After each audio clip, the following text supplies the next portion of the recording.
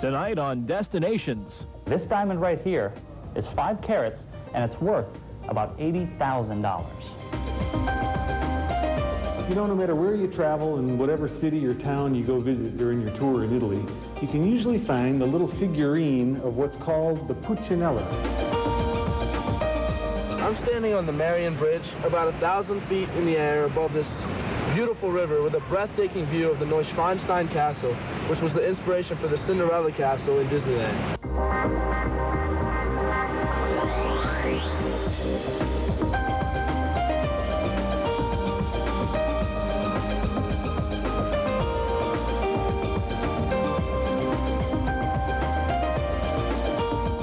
Good evening, everyone. Thanks for joining us tonight on this edition of Destinations.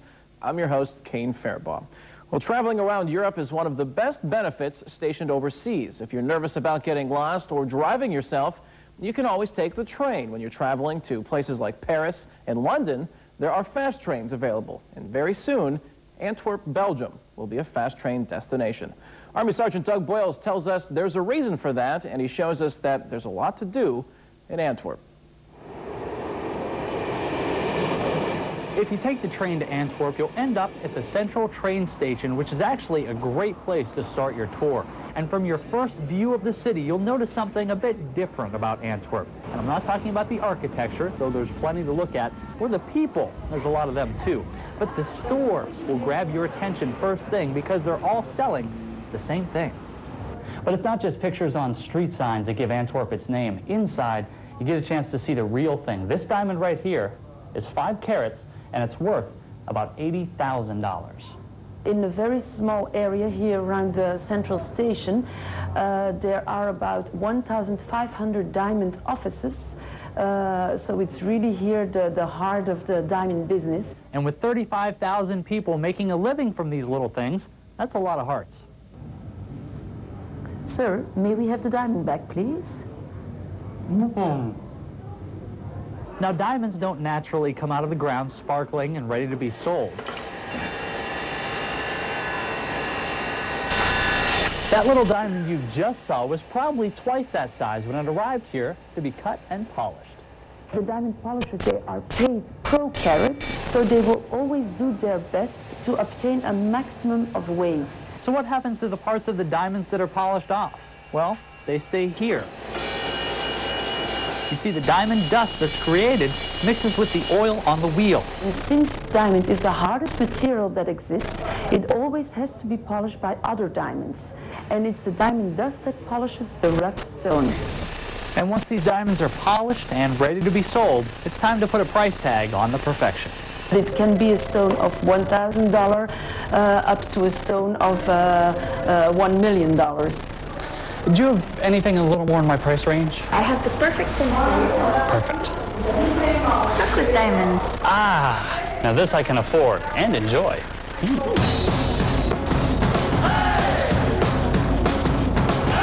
Boogie. Of course, diamonds aren't the only thing to see in Antwerp. Just a few blocks away from the Diamond District, right next to the central train station, is the 8th oldest zoo in the world.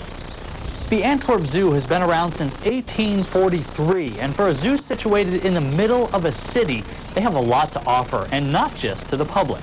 Zoos cooperate worldwide in breeding programs for endangered species, and one of the endangered species you see behind me, it's the Alaskan sea otter. And we exchanged a male from the Antwerp Zoo with a zoo in China a couple of weeks ago, and we'll be having a new male from Rotterdam Zoo coming in just a couple of months. And the otters weren't the only ones who enjoyed the water, especially on a sunny summer day. The Antwerp Zoo houses over 6,000 animals, but they're not just a city home interested in attracting visitors. They help animals all around the world. What we are trying to do here is to collect funds that will allow us to build green bridges that link the different fragments of the coastal rainforest in Brazil to each other. This project is symbolized by ropes strung around the park. So a visit to the Antwerp Zoo not only helps a good cause, but it takes you back in time. The Elephant House is an Egyptian temple built in the 1850s. Besides the animals, one thing you'll notice around the Antwerp Zoo is the art. And I'm not just talking about sculptures like the one behind me. If you look real close, you could see a masterpiece in the making. The Antwerp Zoo and the local art school have a deal worked out, so all over the zoo you'll see budding young artists trying their hand at something other than still life. So whether you're there to enjoy the animals, the scenery, or grab something to eat, the Antwerp Zoo is ready.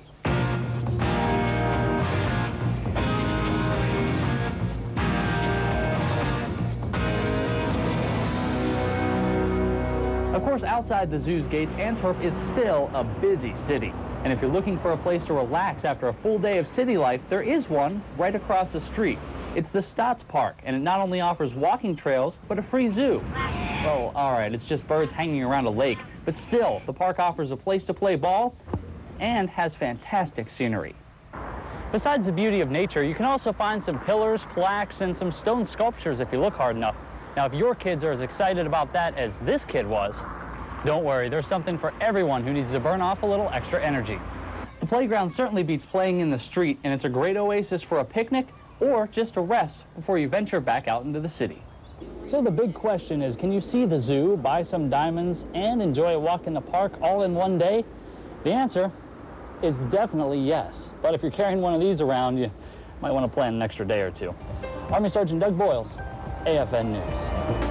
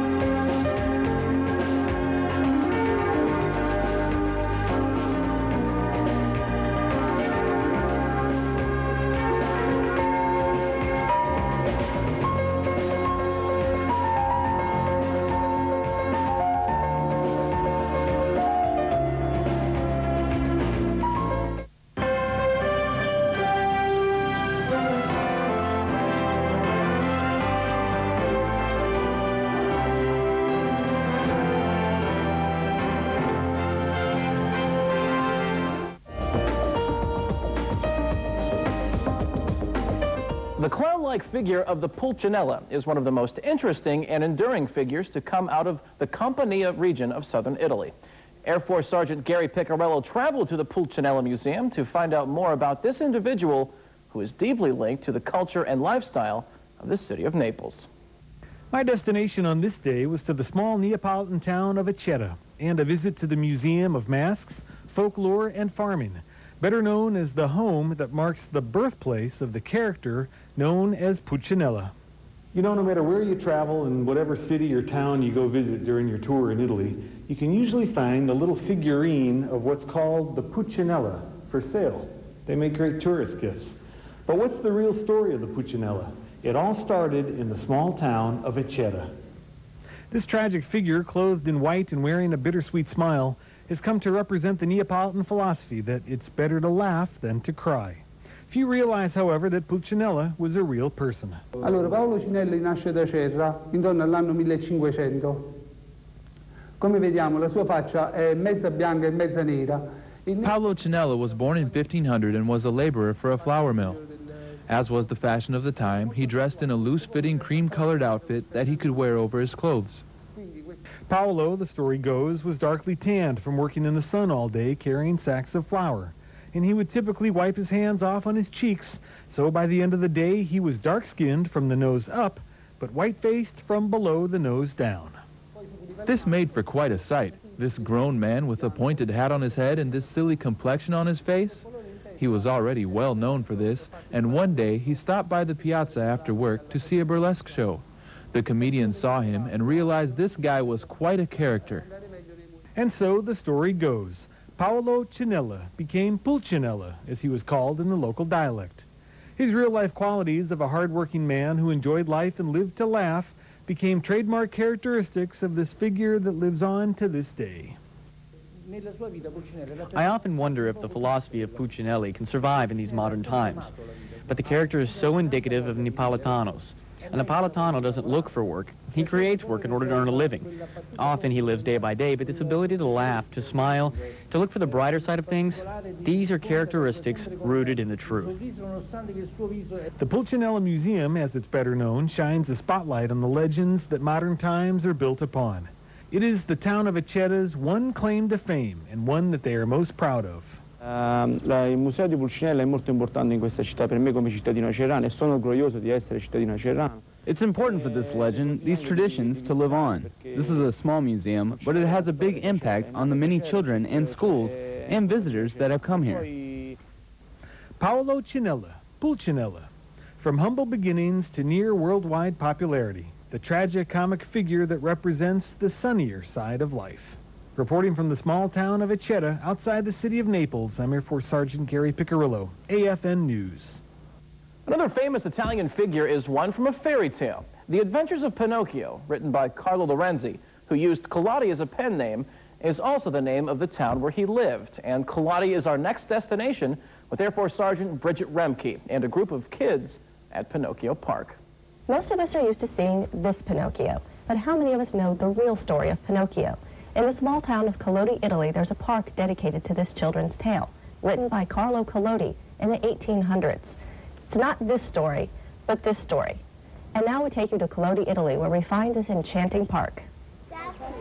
It says, and here Okay, this is a recognizable statue of Pinocchio in Geppetto near the entrance of the park. And there are signs saying Parco di Pinocchio. And that looks like Pinocchio. Well, sort of. But once you get past the entrance, it gets a little confusing.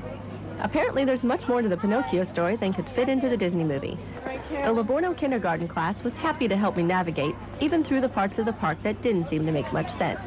The kids seemed excited about going to the maze, labeled on the map as Il Labirinto. Are we going to the maze? Yep, we're gonna go to the maze. And the whale's by the maze. But I'm still trying to remember where there was a maze or labyrinth in the story of Pinocchio. Of course, I'm still working on reading the original version. A different group of kids and I went to the maze. And we met a dead end. Oh, dead end. Oh, dead end. You gotta go back. Gotta go back. Dead end. Oh, dead end. Gotta go the other way. Okay, a couple of dead ends. When we finally think we've made it out, we realize we haven't at all. Mama! Okay, now show Miss Sankey the map. This is just a more elaborate dead end.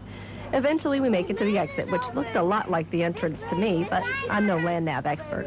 What was next on our tour of Pinocchio Park? A huge whale. Okay, that part I remember. There's no Geppetto in the mouth of this whale, but kids can go in. They can even climb to the top and get close to the water that spouts out and sprays down onto a goat, which apparently lives on an island. Again, not familiar.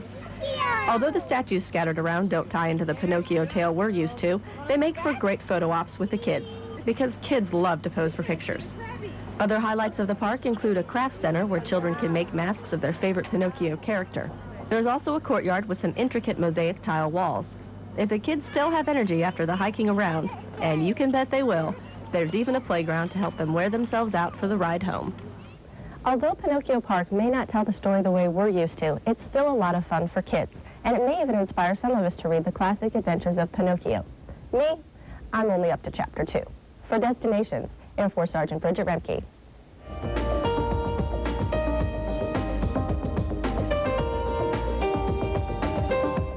Booking official U.S. Army Europe or leisure travel has never been so easy.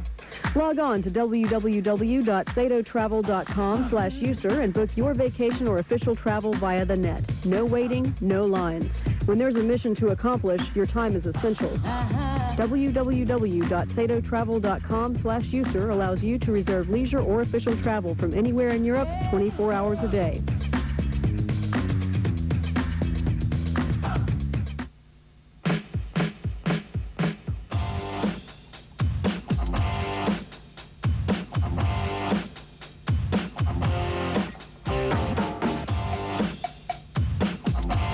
Dig it.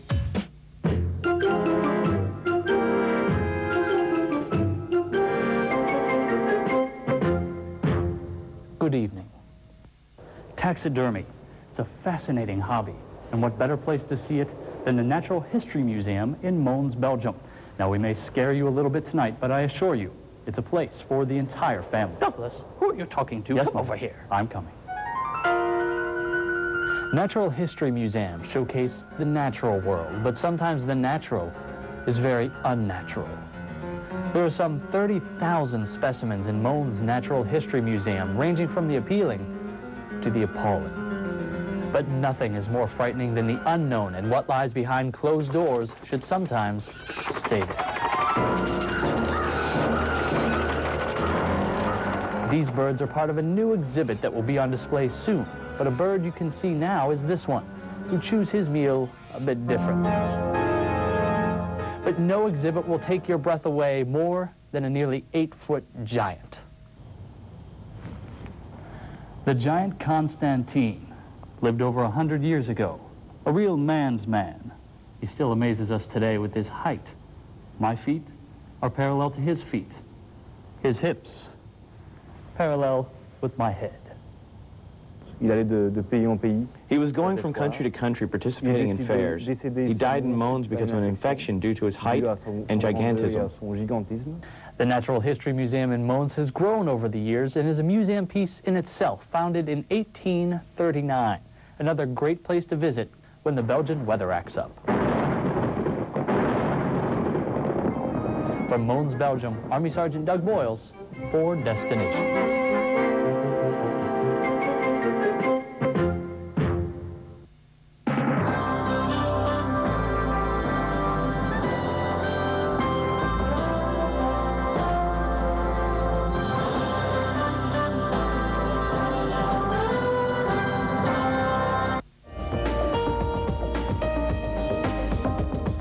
No tour of Europe is complete without a stop at King Ludwig's Neuschwanstein Castle.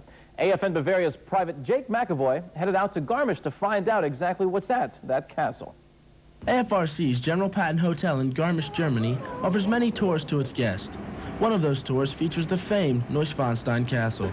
Here on the AFRC Neuschwanstein tour, you get to stop at a wood shop and get cool souvenirs. The Emmertal wood shop is located in the tiny Bavarian village of Bad Bayersoien and has been producing wooden creations, beer steins, and cuckoo clocks since 1975. After a short ride back on the bus, the tour comes to a second stop. Many Bavarian villages are over 90% Roman Catholic. The Wieskirche, also known as the Church in the Meadow, was built to house a statue of Christ that was once thought to have cried real tears. The 18th century Wies Church is perhaps the most beautiful example of Rococo religious architecture in Germany. People come from all over to see this wonderful church and its statue of Christ wrapped in chains. The statue is believed to have miraculously cried real tears, and the Catholic Church has never confirmed or dispelled this miracle. After lunch, everyone boarded the bus and the tour headed to its final destination. I'm standing on the Marion Bridge, about 1,000 feet in the air above this beautiful river with a breathtaking view of the Neuschwanstein Castle, which was the inspiration for the Cinderella Castle in Disneyland. Neuschwanstein Castle is the most famous of the royal palaces built for King Ludwig II. The castle sits on top of a hill in the Bavarian Alps, only a stone's throw away from Hohenschwangau Castle, where King Ludwig lived as a child. After a 20-minute walk up the side of the hill, the tour group comes to the front of the castle and waits for a guide to lead them through the halls of Neuschwanstein.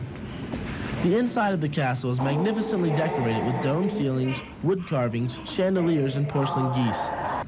King Ludwig's throne room was designed in elaborate Byzantine style. However, it was not finished until the year he died. That is why there's no throne in the room. I thought it was very impressive. What impressed me was the ornateness of the decoration inside, as well as the human effort that must have gone into building this thing. It took them, I think it was 17 years to build the castle. The Neuschwanstein Castle holds some of the most breathtaking images Germany has to offer.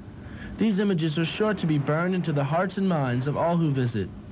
Reporting from Garmisch, I'm Private Jake McEvoy, AFN Destinations. Well, if you're looking for some fun that isn't far away, maybe a one-day USO Express tour is the trip for you. Army Sergeant Joe Thompson takes us to Strasbourg, where he joined one of those USO Express tours and shows us the sights right across the border from Germany and France. Thanks, Kane. And of course, when you come to France, you have to get some espresso. I'm here in downtown Strasbourg on a tour courtesy of the USO, and let's take a look at what I've seen so far. To get to Strasbourg, it's a 2-hour trip by bus. Once you arrive, the first thing that you'll notice is the crowded streets. Our first stop on this USO tour is the Cathedral de Notre Dame in the center of Strasbourg.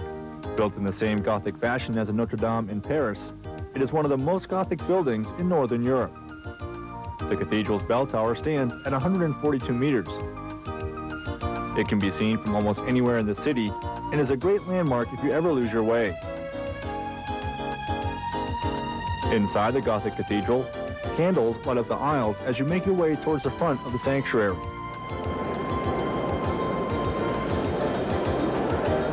The painted ceilings date back to the 19th century. The European Council donated the stained glass window for the Virgin Protectress of the city surrounded by doves in 1956. The rest of the stained glass windows are much older. The side windows with the Old Testament scenes date back to the 13th century. Overall, this cathedral is one of the most Gothic buildings in Northern Europe. One of Strasbourg's most famous citizens is Johann Gutenberg, the inventor of the printing press. Gutenberg lived in Strasbourg in the middle of the 15th century. A block away from the Gutenberg monument is another Strasbourg landmark, the Church of St. Thomas. At the entrance to Petite France are 3 medieval towers, the Hangman's Tower, the French Tower, and the Tower of Chains. It is here that you can also see the covered bridges. Although they are just stone bridges now, they used to be wooden covered bridges in the 16th century. After the USO City tour was over, the rest of the day was free time. There are many little shops, bakeries, and restaurants to choose from. Or if you like, you can choose to go on a river cruise to see Strasbourg riding the Rhine. Strasbourg is a perfect one-day USO tour from Kaiserslautern since it's only 2 hours away by bus. There are plenty of sights, sounds, and shopping for everyone to enjoy. Reporting from Strasbourg, I'm Army Sergeant Joe Thompson for AFN News. Well, that wraps it up for us here on this edition of Destinations. If you like what you see and you want us to cover a story near you, all you have to do is get in touch with us. And to do that, drop us an email. The email address is destinations@afn.frankfurt.army.mil. We'd love to hear from you. I'm your host each and every week here on Destinations, Kane Farabaugh. Have a nice week.